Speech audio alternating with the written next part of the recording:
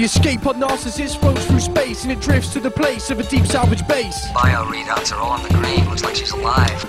There goes our salvage, guys. She's sent to Gateway Station in hospital for weeks. Side effects of such an unusually long hypersleep. The company man Bert confirms all her fears. You were out there for 57 years. When she feels better, she has to go to court about blowing up the Nostromo and the alien she fought. In space, no one can hear you scream. At least that was the case with Ripley's last team. No one believes her, now Ripley is shocked. Because I blew it out of the goddamn airlock. When they're condescending, Ripley lets her temper fly. You can just kiss all that goodbye! Van Leeuwen finds her guilty and confines her to a station for 6 months probation and a psych evaluation. Now the alien planet is occupied apparently, a mining colony with maybe 70 families. A few months later and the company's in a fix. We've lost contact with LV-426. Why this could be, the company's none the wiser. I would like you there as an advisor. Ripley says no, comes as no shock though when she decides to go on the ship's Narco. Although she's new, she joins the crew and they all wake up in their cryo tube. Hypersleep don't appeal, but it's part of the deal. You look just like I feel. A poem's more effective than any alarm. Day in the Marine Corps is like a day on the farm. What do you want me to do, fetch your service for you? Hudson replies. Would you, sir? I'd like that. Look into my eye. Vasquez does more push-ups than anyone can. Have you ever been mistaken for a man? They all get ready and go to have lunch. New lieutenant's too good to eat with the rest of us, Grant. Bishop does his knife trick as fast as he can. Hudson says, It wasn't funny, man. The robot Bishop offers Ripley a place. Stay away from me, Bishop. You got that straight? Now they're on a bug hunt, there's no doubt about it. How do I get out of this chicken shit out there? Vasquez makes light of the death of Ripley's crew. I hope you're right. I really do. By 6 AM he wants the preparations done and clear. Assholes and elbows. Hudson, come here. There's an empty power loader and Ripley gets on it to show off in front of Hicks. She says, Where you want it? They pose with the smart gun submissions way easy. They pour through the door and board the APC. Inside the dropship, the armored car parks and Pharaoh's about to blast off. On my mark. Not one to frown, Hudson's acting a clown. Express elevator to hell. Going down. The dropship dies, Ferrell keeps him alive. We're in the fight. 5 by 5. They get there quick to LV-426, Paul says. Somebody wake up here. The dropship lands, the APC is manned, they jump out as planned and the landscape is scanned. They inspect the first deck, the checks are assertive. As they expect, the complex is deserted. Rain from above comes down in a flood, holes burnt by the aliens. Contained in that bar parasites the sea. Looks like love at first sight to me. An alert is heard on the motion tracker, but it's a little girl, they all go to catch her. She dives down the chute, but Ripley's in pursuit. After a brief dispute, she becomes a new recruit. The girl is cute, but appears to be mute. They get to the root. They scan for the colonists, data information. They find them at the atmosphere processing station. A bomb brings up the rear, they have no fear. They pack up the gear, the colonists are near. What is it, Hudson? The image ain't clear. You tell me, man. I only work here. Ripley spots an immediate danger. They're right under the primary heat exchanger. Look, we can't have any firing in there. She fucking crazy. They don't think it's fair. That's when they find the colonists cocooned in the wall. Get over here, we got a live one! They hear Dietrich call. Blood sprays through a vest and a baby alien bursts through her chest. They wipe out the alien with a torrent of flame. They got themselves to blame, the tracker goes insane. Maybe they don't show up on infrared at all. But Dietrich out the wall is the first to fall. With Dietrich lost, next goes Frost. Ammunition goes off at a terrible cost.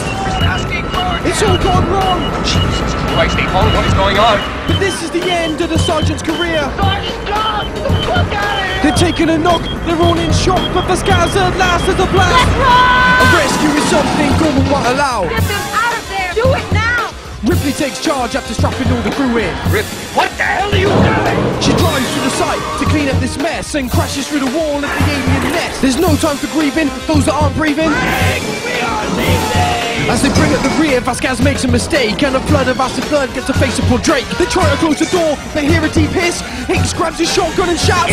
Then Ripley speeds away, escaping the monsters. A box falls where it's stored, knocking Gorman unconscious. An alien drops to the top but is not from the ride. At last they crash fast through the blast doors outside. Hicks gets her to stop by saying this down. They patch themselves up and throw some ideas around. Ripley isn't daunted, she gets things sorted. We take off and nuke the entire site from orbit. The dropship's on its way, of this they're assured. The Ferret doesn't know about the alien on board. With the pilot gone, the ship flies into some boulders. Relief turns to alarm for Ripley and the soldiers. The APC and dropship go supernova. Game over, man. Game over. They decide to go inside, listening to Nuke closely. They mostly come at night.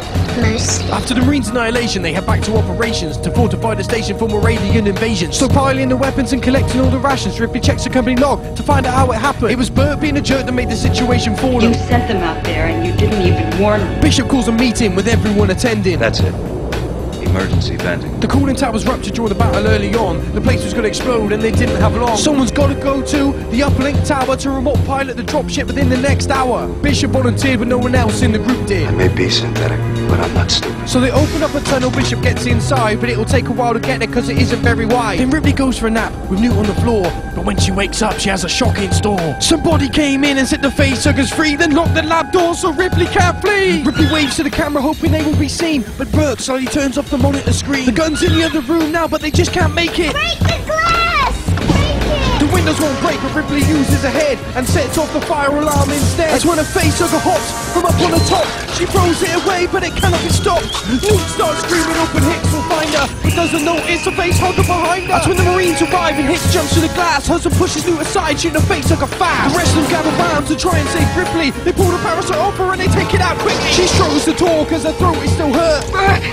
It was Burke. They get back to operation to start giving Burke hell. Hudson says, Good dog meat, pal. Alright, we waste him. the mood has gone sour, the lights go out. Ripley says, Got the power. the motion tracker goes off. There's movement in the hall, so they see that the doors are back against the wall. Can't be, that's inside the room. So Hicks gets in the ceiling and illuminates the gloom. The aliens drop down, the situation's dire. Burke makes his escape while the Marines are open fire. He blocks a barricade as the banging on the door comes face to face with another Xenomorph. The Marines are outnumbered, Hudson setting in the score. When they come from underneath him and they pull him through the floor. Vasquez rolls the door, doesn't look like it'll last. Whatever you're gonna do, do it fast! With the exit seal behind them, it looks like they're stuck, but they're in luck. Newt leads them down the air duct. Hicks asks Bishop, how long until he's finished? ETA, 16 minutes! Vasquez brings up the rear as the aliens attack, but acid from an alien puts her on her back.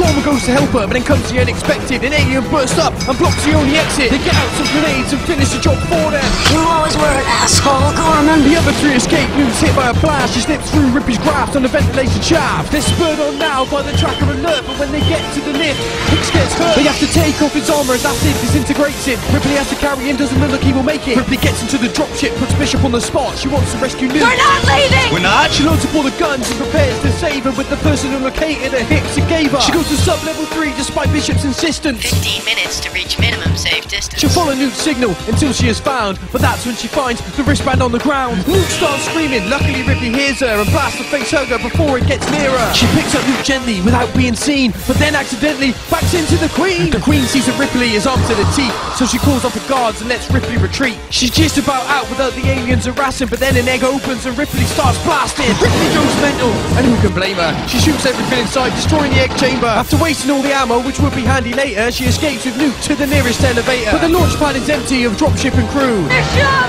God damn you! The lift opens up, the Queen's managed to find her, the Bishop's dropship appears behind her. They jump on the ramp and are chased by the Queen. The ship's caught in debris, but then it breaks free. They fly off into the complex, melt up below them, and the dropship gets rocked by a nuclear explosion.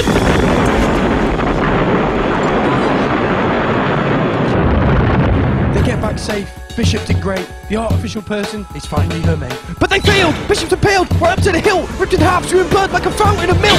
Here! Says Ripley and runs to the door to distract the Queen while Newt hides in the floor. The Queen gets frustrated with Newt escaping. Without hesitating, starts ripping up the grating. But before much waiting, Ripley comes straight in, armed with a power loader and a class 2 rating. Newt's trapped in a ditch, screaming high pitch. Get away from her, you bitch! Ripley's now rock and cleans the Queen's clock, who gets knocked across the dock over to the airlock. But without a pause, the Queen grabs her with her claws and they fall with force on the loading bay doors. Ripley's first up and quickly climbs the ladder. The Queen's pinned down but still manages to grab her. But Ripley isn't done. She activates her controls and sucks the Queen alien right out of the hole. She flies into space and now she's been disposed. Ripley pushes the button to make sure the door's closed. Although Bishop's torn in half, he's still friendly to them. Not bad for it.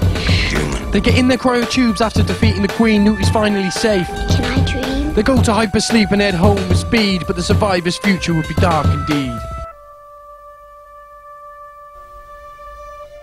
But mysteriously, some eggs have ended up on board. Facehuggers make their way to where the cryotubes are stored. An electrical fire is started by acid, and the pods are ejected because the damage is massive. Newt drowns in the tube because they crash in the sea, and Hicks dies on impact, impaled by a beam. Bishop is smashed beyond repair, and Ripley is forced to shave off her hair. But worst of all, it turns out the bitch is back. The planet's prisoner population is promptly attacked. They have no weapons. Ripley has to use her head and burn the alien in hot lead instead. The company comes looking, but before they can find her, Ripley kills herself. She had an alien inside her. And if you thought this story went in a funny direction, wait until you see Alien Resurrection.